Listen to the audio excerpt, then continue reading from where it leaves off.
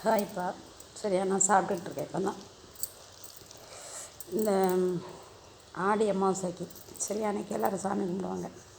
அத்தனைக்கெலாம் காக்காயை தேட மாட்டாங்க. சரியா, இந்த ஆடி அமாவாசைக்கு மட்டும் காக்காய்க்கு சோறு பொங்கி தை அமாவாசை மாதம் அமாவாசைக்கு சரியா, அன்றைக்கி தான் அந்த காக்காய்க்கே மதிப்பு கொடுக்காங்க. அதுக்கிடையில் அந்த காக்காய்க்கு மதிப்பே கிடையாது. சரியா, அன்றைக்கி தான் எல்லோரும் வீட்லேயும் சாப்பாடை வச்சுட்டு கூப்பிட்டா அந்த காக்கா எந்த வீட்டுக்கு தான் போகும்? அன்றைக்கி தான் அந்த காக்கா கண்ணுக்கு தெரியுது. அதுக்கு முந்தின நாள்லாம் தெரியாது. சரி, அடச்ச கத்திக்கிட்டே கிடக்குங்க வந்து அப்படின்னு சொல்லி எல்லோரும் திட்டுவாங்க. சரியா, இந்த அம்மாசின்னு ஒரு சொத்தை வச்சுட்டு காக்கா அதுக்கு ஒரு வடை, அதுக்கு ஒரு பாயாசம், அதுக்கு ஒரு அப்பளம். இல்லையோ, உண்மையிலேயே ஆளுக்கு அடப்பறை தாங்க முடியலப்பா. அப்படி யாராவது நீங்கள் பண்ணியிருக்கீங்களா சொல்லுங்கள். எனக்கு அதெல்லாம் சென்டிமெண்ட்டு பிடிக்காதுப்பா. சரியா, எப்போதும் காக்காய்க்கு சாப்பாடு வைக்கணும்.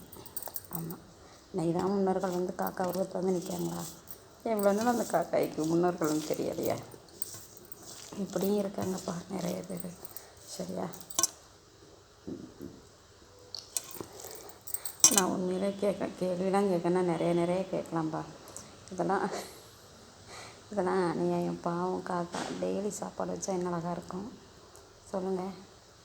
அம்மாசியில் மட்டும் கூப்பிட்டு காக்காய்க்கு சாப்பாடு வைக்காங்க. இவ்வளோ நாள் எங்கே போனாங்கன்னு தெரியல.